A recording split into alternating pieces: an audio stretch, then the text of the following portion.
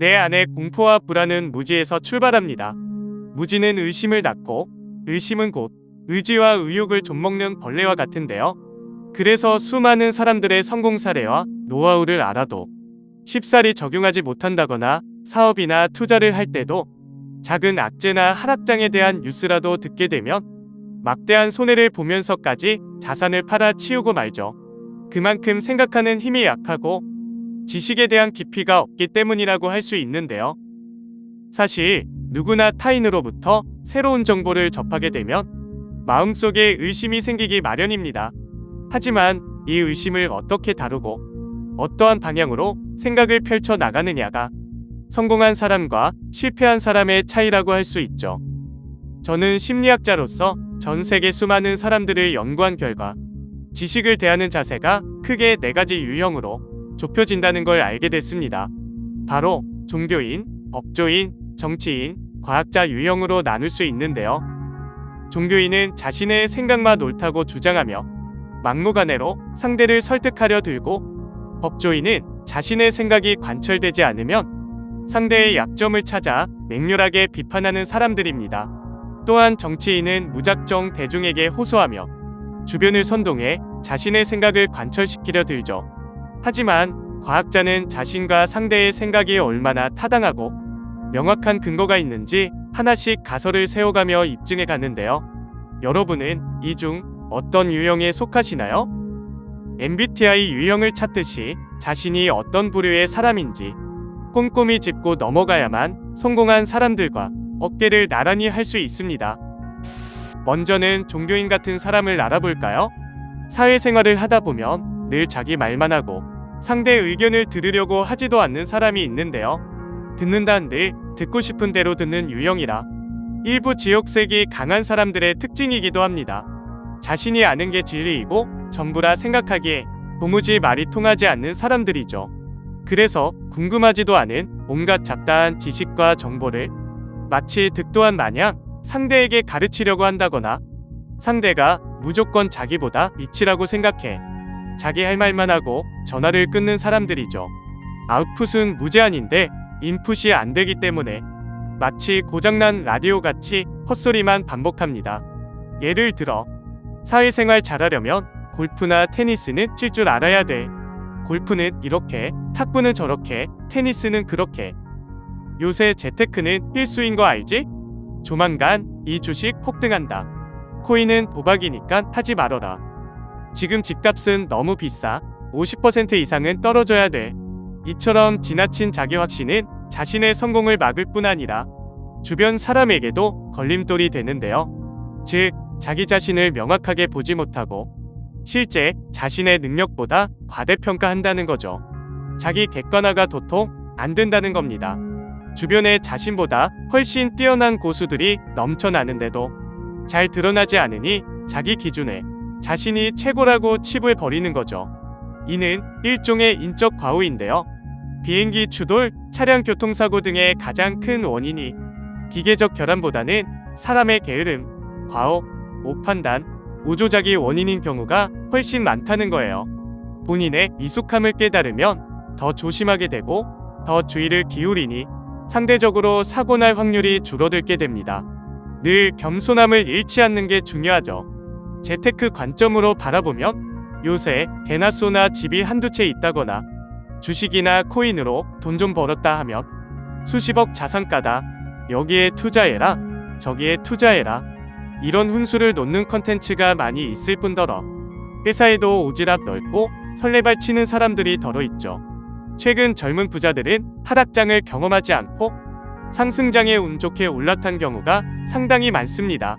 설령 집값이 많이 올라 자산 가격이 급격히 뛰었다 한들 당장 현금화할 수 있는 순자산이 아닌 이상 전세 보증금, 대출이자 등으로 월 현금 흐름이 많지 않은 집거지인 사람들이 대다수인 거죠. 등기는 수십 개 쳤다 한들 매월 대출이자 내느라 허리가 휘는 사람들 말이에요.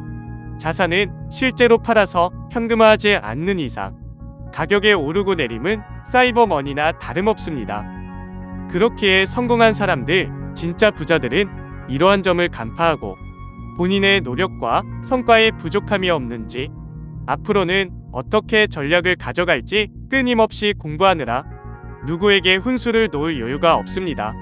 설령 누군가 잘못된 의견을 펼친다 하더라도 오히려 잘 들어보고 저렇게 살면 안 되겠다라며 타산지석으로 삼아버리죠. 진짜 고수들은 자신의 부족함을 잘 알기에 쉽사리 주변의 조언이랍시고 훈수를 놓지 않는다는 겁니다. 자신의 생각이 꼭 옳지만은 않겠다라는 전제를 늘 품고 다니기 때문인데요. 그래서 친한 사람일수록 조언은 더 어렵고 신중할 수밖에 없죠. 잘못된 조언을 했을 경우 그 사람의 인생이 송두리째 흔들리기 때문에 밑도 끝도 없이 자신의 생각을 주장하며 사업이나 투자를 쉽사리 권하는 사람은 일단 거르는 게 상책입니다. 고작 책 몇 권 읽고 유튜브 영상 한 편 보고 짜집기한 영양가 없는 정보일 테니 말이죠. 반드시 성공담, 증명된 수익률이 있어야만 그 사람의 말에 신빙성이 있음을 기억해야 합니다. 두 번째 유형인 법조인을 분석해 봅시다. 종교인이 자신의 생각만 주장하고 끝났다면 법조인은 여기에 한 수 더 떠 상대를 맹렬하게 비판하는 유형인데요. 즉, 자신의 의견에 반론이 제기되면 이에 대한 충분한 설명과 근거를 제시하기보다 상대 의견의 허점을 찾아 또는 의견과 무관한 상대의 약점을 찾아 인성, 언행을 물고 늘어지며 논쟁에서 벗어난 비판을 한다는 게 문제입니다. 결국 감정의 꼬리에 꼬리를 물어 큰 다툼으로 번지기도 하죠. 예를 들어 대선 토론을 한다거나 청문회를 하면 문제의 쟁점에서 벗어난 평소 언행을 지적하며 토론 아닌 싸움이 돼버리는 경우가 있잖아요. 사회생활 중에도 너는 너무 개인적이야, 너는 너무 편협해, 너는 너무 소심해 등등 상황을 쉽게 단정짓고 상대를 쉽게 비판하는 판검사 역할을 하는 사람들이 있는데요. 오히려 이런 사람들이 실제 조직 문화를 망치는 옥의 티 같은 존재입니다. 본인만 잘하면 된다는 것을 주변 사람들이 다 아는데 그것도 모른 채 자신의 권위와 직위를 이용해 모든 책임을 상대에게 돌리는 사람들이죠. 불이익을 당하지 않기 위해 이 사람들에게 아부는 할지언정 권위를 잃었을 땐 주위에 아무도 없게 됩니다. 결국 외롭게 인생을 마감하는 유형이기도 하죠. 더 큰 문제는 본인의 특별한 직위로 인해 이러한 사실조차 인식하지 못한다는 건데요. 그렇게 평생 편협한 시각으로 살아왔으니 결국 혼자가 되었을 때도 자신의 잘못은 깨우치지 못한 채 떠나간 사람들을 욕하며 고독사하기 딱 좋은 유형입니다. 반면에 성공한 사람들은 오로지 논점에 초점을 맞추고 더 나은 해결 방안을 찾기 위해 감정을 제외한 토의를 즐깁니다. 라이트 형제도 비행기를 만들기까지 부품 하나하나 설계하기까지 계속해서 서로의 의견이 달랐습니다. 하지만 누가 맞고 틀리다가 아니라 더 나은 최선책을 찾기 위해 끊임없는 논쟁을 이어간 결과 위험과 사고에 대한 경우의 수를 최대한 줄일 수 있었고 마침내 인류 최초의 비행기를 만들어낸 거죠.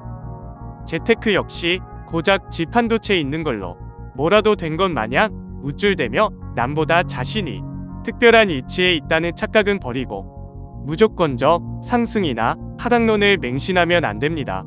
자신의 투자 관점과 방법에는 문제가 없는지, 바뀌는 시장 분위기에는 어떻게 대응할지 열린 마음과 겸손함으로 반대의 의견에도 귀를 기울여야 한다는 거예요.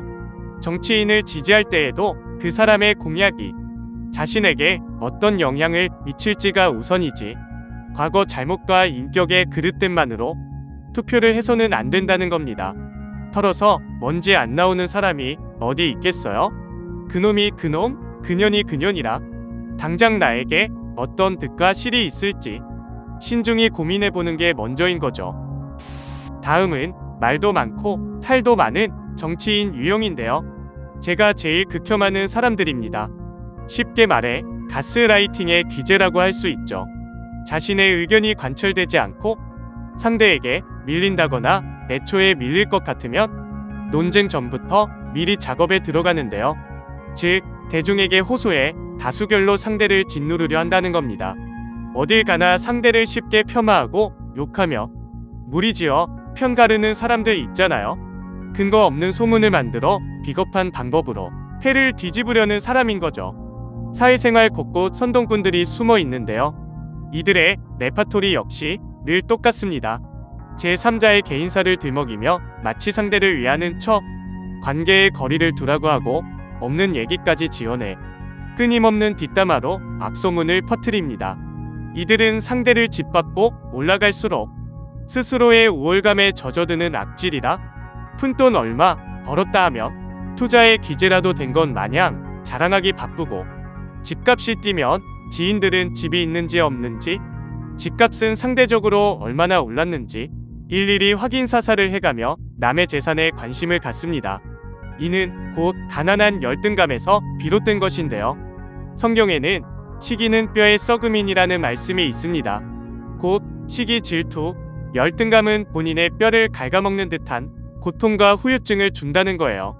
이 열등감을 이겨내려 자신의 가치를 높이는데 노력하기보다 내 편을 하나씩 모아간다는 게 문제란 겁니다. 물론 당장은 내 편을 많이 만드는 게 유리해 보일 수 있지만 시간이 지나면 결국 사람들은 진실을 마주하게 됩니다. 같이 욕할 땐 좋았지만 지나친 뒷담화와 편 가르기를 하다 보면 자신도 언젠가 그렇게 되지 않을까 하는 의구심이 들게 되고, 결국 가식적, 영양가 없는 관계로 발전해 금방 와해되고 말죠. 말쟁이가 일진놀이하며 주변에 사람들이 모인다 한들 그 주변 사람들도 말쟁이를 진심으로 좋아한다거나 신뢰하지 않습니다. 그저 순간의 호기심과 흥미로 생겨난 거품 같은 관계인 거죠. 실제로 부자들은 시간을 굉장히 아껴서 효율적으로 사용합니다. 즉, 남의 살을 일일이 간섭하기보다 오로지 그 시간을 자신에게 집중하고 철저히 통제하며 자기 개발에 힘쓴다는 거예요. 상대를 밟고 올라가는 게 아니라 자신의 가치를 높이는 데 집중해 승부수를 본다는 겁니다. 그렇게 되면 굳이 내가 정치질을 하지 않아도 나의 도움이 필요한 사람, 나를 존경하는 사람들이 내 주변에 자연스레 모이게 되고 서로가 시너지 효과를 누릴 수 있는 건강한 인맥이 형성되죠. 상대가 얼마를 벌었든, 상대가 어떻게 살아가든, 자신보다 잘 살든 못 살든 그게 중요할까요? 나보다 못한 사람을 보며 우쭐대는 그 알량한 자존심과 남이 잘 되는 꼴을 배아파하며 끌어내리려 하는 고약한 심보는 당장 갖다 버리세요. 스스로 바뀌지 않으면 아무것도 바뀌지 않는다는 걸 반드시 명심해야 합니다. 마지막은 과학자 유형입니다. 가장 합리적이고 이성적이며 우리에게 꼭 필요한 마음가짐이라고 할 수 있는데요. 과학자는 어떤 현상이나 결과에 가설을 세워놓고 명확한 근거로 참인지 거짓인지 하나씩 증명해 나갑니다. 곧 주변 쌉소리에 흔들리지 않고 근거 없는 개소리도 하지 않으며 현상을 굉장히 객관적, 이성적으로 바라본다는 거예요. 종교인이 맹목적인 논리를 내세우면 그에 대한 증언을 요구할 것이고, 법조인이 쉽게 단정짓고 비판을 시작하면 그 반론을 논리적으로 펼쳐나가는 게 과학자입니다.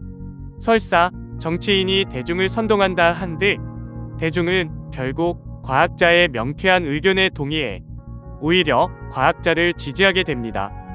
과학자 유형은 이미 충분한 근거로 증명된 결론이 있더라도 자신이 알지 못하는 그 무언가가 있을 수도 있겠다라는 또 하나의 전제를 늘 가지고 다니는데요.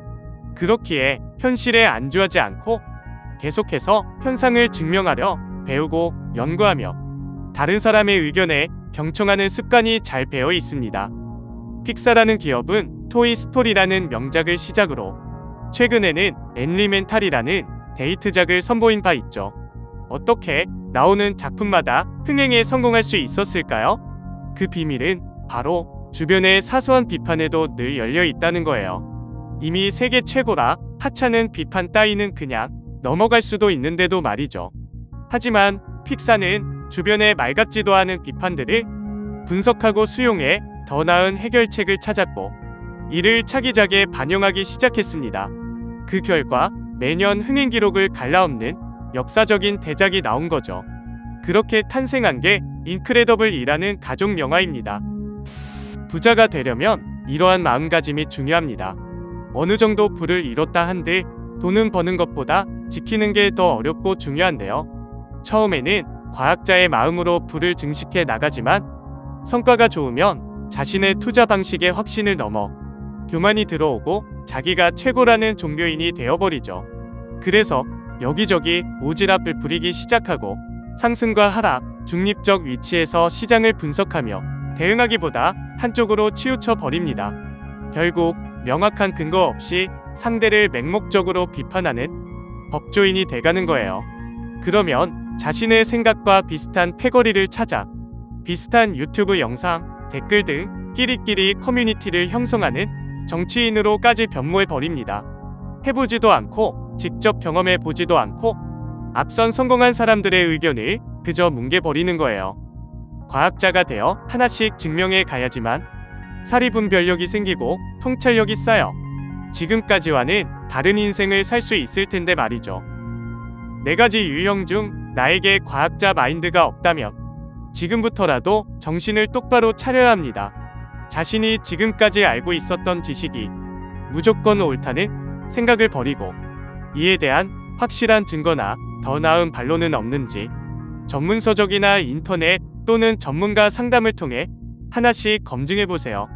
그리고 어떤 의견이나 지식에 확신이 섰다면 하나씩 실행해보는 겁니다. 지혜를 얻는 과정을 보면 지식을 이행한다, 실수한다, 깨달음을 얻는다. 이 3과정을 반복하는 건데요. 그러다 갑자기 그동안의 지혜가 진리가 아니란 걸 깨닫고 새로운 결론에 도달하게 됩니다. 한 사이클 돌았을 때 마침내 번뜩이는 통찰력이 생기게 된 거죠. 제 말이 맞는지 안 맞는지 자신에게 적용해보세요. 스스로 어떤 유형의 사람인지 생각해보고 검증해보는 과정 자체가 변화의 첫걸음입니다.